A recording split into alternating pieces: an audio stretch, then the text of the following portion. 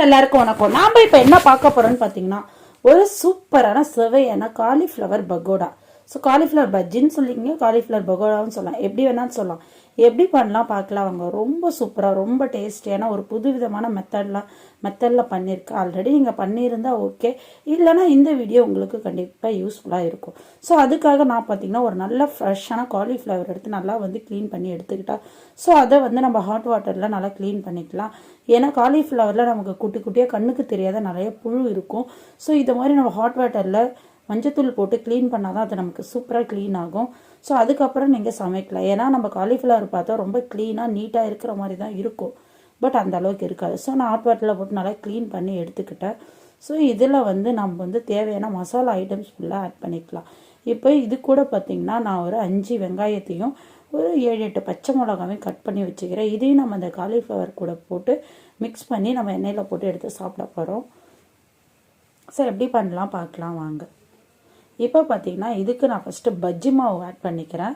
So bajji மாவு ஒரு நான் சொல்கிற குவான்டிட்டியில் ரொம்ப கம்மியாக தான் எடுத்திருக்கேன். ஸோ நான் ஒரு 200 கிராம் அளவுக்கு பஜ்ஜி மாவு எடுத்துக்கிறேன். ஸோ ஒரு 50 கிராம் அளவுக்கு பார்த்தீங்கன்னா கார்ன்ஃப்ளவர் பவுடர் எடுத்திருக்கேன். ஸோ இது மெஷர்மெண்ட்லாம் நான் அளந்து காட்டலை, பட் அது மெஷர்மெண்ட் இதுதான் இருக்கும்.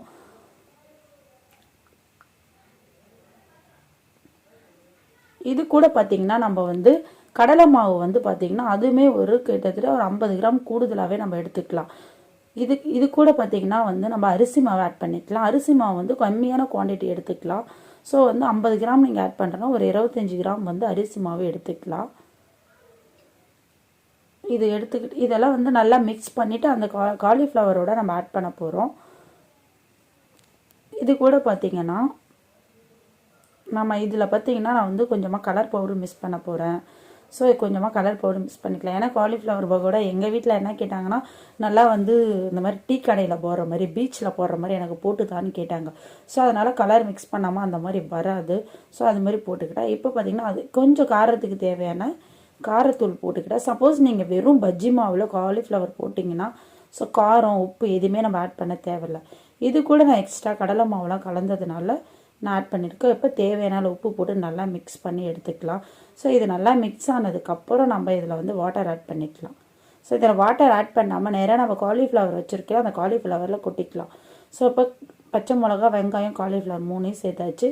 இப்போ நம்ம எல்லாமே மிக்ஸ் பண்ணி வச்சுருக்க பவுடரை இது மேலே போட்டுக்கலாம். போட்டு இதுக்கப்புறம் நம்ம வாட்டர் ஆட் பண்ணிக்கலாம். ஸோ நான் போட்ட குவான்டிட்டி எல்லாமே கரெக்டாக இருக்குது. உப்புலேருந்து எல்லாமே நான் கரெக்டான குவான்டிட்டி போட்டிருக்கேன். ஸோ உப்பு மட்டும் பார்த்தீங்கன்னா கைஸ் உங்களுக்கு எவ்வளோ தேவையோ அந்த அளவுக்கு நீங்கள் போட்டுக்கலாம். ஸோ நல்லா மிக்ஸ் பண்ணிக்கலாம். இப்போ மிக்ஸ் பண்ணதுக்கப்புறம் கொஞ்சமாக தண்ணி விட்டுக்கலாம். உண்மையாக ரொம்ப டேஸ்ட்டாக இருக்கும், ரொம்ப நல்லாயிருக்கும். இது என்னோடய ஹஸ்பண்டோட ஃபேவரட் ரெசிபின்னு கூட சொல்லலாம்.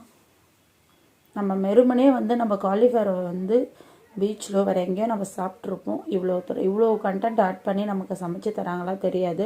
ஸோ அவங்க சமைச்சிருக்கிறது பார்த்திங்கன்னா நமக்கு ரொம்ப ஆயிலாகவே இருக்கும். ஸோ பட் இது அப்படி இருக்காது, நல்லா கொஞ்சம் ட்ரையாகவும் இருக்கும், ரொம்பவும் நல்லாவும் இருக்கும், ரொம்ப ஆயில் இருக்காது. ஸோ ஆயில் நிறைய இருக்குன்னே நிறைய பேர் சாப்பிட மாட்டாங்க இல்லையா, அந்த அளவுக்கு இருக்காது. இப்போ பார்த்திங்கன்னா நல்லா மிக்ஸ் பண்ணிக்கலாம். ஏன்னா நம்ம பவுடராக கொட்டியிருக்கோம், எல்லா இடத்துக்கும் கரெக்டான ஈவனாக நமக்கு ஸ்ப்ரெட்டாக இருக்கணும். ஸோ அதனால் நல்லா நம்ம மிக்ஸ் பண்ணி எடுத்துக்கலாம். இது மிக்ஸ் பண்ணிவிட்டு நான் கிட்டத்தட்ட ஒரு 10 மினிட்ஸ் அதை அப்படியே ஊற வச்சுக்கலாம். அப்போ தான் அந்த உப்பு காரம் எல்லாமே இதில் ஏறும். ஸோ 10 மினிட்ஸ்க்கு அப்புறம் நம்ம எண்ணெயில் போட்டு எடுத்துக்கலாம். இப்போ பார்த்திங்கன்னா நான் ஒரு கடாயில் எண்ணெய் ஊற்றி வச்சுருக்கேன். இதில் பார்த்திங்கன்னா நம்ம மிக்ஸ் பண்ணி வச்சுருக்க காலிஃப்ளவர் போட்டு பொரிச்சு எடுத்துக்கலாம். நீங்கள் ரொம்ப ஹை ஃப்ளேமில் வைக்காத, கொஞ்சமாக லோ ஃப்ளேமில் வச்சு நம்ம பொரிச்சு எடுத்துக்கலாம்.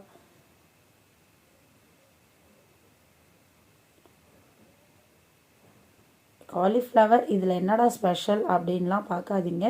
ஸோ இந்த மாதிரி நீங்கள் ட்ரை பண்ணி பாருங்கள். நமக்கு ஆயில் அதிகமாக அது குடிக்கவும் செய்யாது. ஸோ ரொம்ப நல்லாயிருக்கும். நம்ம வீட்லேயே கொஞ்சம் ஈஸியாக அடிக்கடி ட்ரை பண்ணலாம். நான் அதிகமாக இதில் பார்த்திங்கன்னா நம்ம மைதா மாவு நம்ம ஆட் பண்ணவே இல்லை. ஸோ நமக்கு நம்ம வெளியில் சாப்பிட்டோன்னா அதில் நமக்கு நிறைய மைதா மாவு ஆட் பண்ணுவாங்க. ஸோ நான் மைதா மாவே எடுத்துக்கல, ஒன்லி கடலை மாவு, பஜ்ஜி மாவு, கார்ன்ஃப்ளவர் பவுடர் இது மட்டும்தான் நம்ம எடுத்திருக்கோம். ஸோ இந்த மாதிரி பண்ணுறப்ப நமக்கு ஹெல்த்தாகவும் இருக்கும், ரொம்ப நல்லதாகவும் இருக்கும். ஸோ இப்படி நீங்கள் ட்ரை பண்ணலாம். ஸோ நல்லா லோ ஃப்ளேமில் நல்லா வெந்துடட்டும்.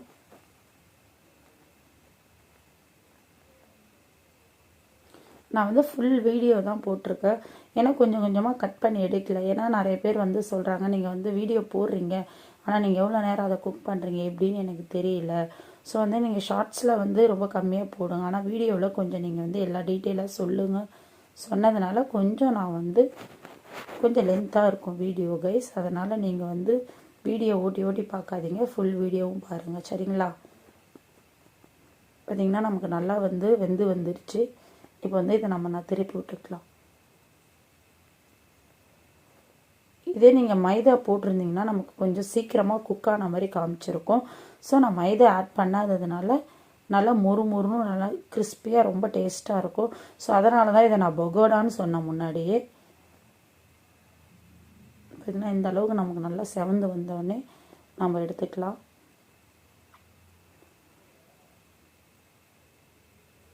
நல்லா நமக்கு வெந்துன்னு இருக்கு ஃப்ரெண்ட்ஸ், நல்லா வேகட்டும் ஃப்ரெண்ட்ஸ். அதுக்கு முன்னாடி நம்மளோட சேனலில் நிறைய பேர் சப்ஸ்கிரைப் பண்ணாமல் இருக்கிறீங்க ஃப்ரெண்ட்ஸ்.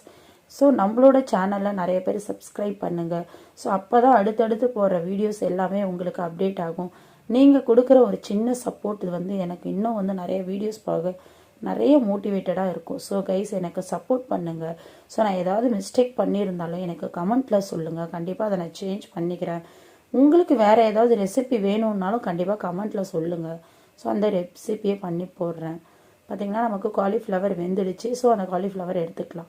ஸோ பார்த்திங்கன்னா சூப்பராக சுவையான காலிஃப்ளவர் பகோடா ரெடி ஆகிடுச்சு. ஸோ இந்த டைம் நமக்கு காலிஃப்ளவர் சீசன்றது நல்லா சீப்பாகவே கிடைக்கும். ஸோ டெய்லி செஞ்சு பாருங்கள். Thank you friends. சேனலை சப்ஸ்கிரைப் பண்ணுங்கள் ஃப்ரெண்ட்ஸ். Thank you friends. நம்ம இன்னொரு வீடியோவில் பார்க்கலாம். Thank you friends. Bye bye friends.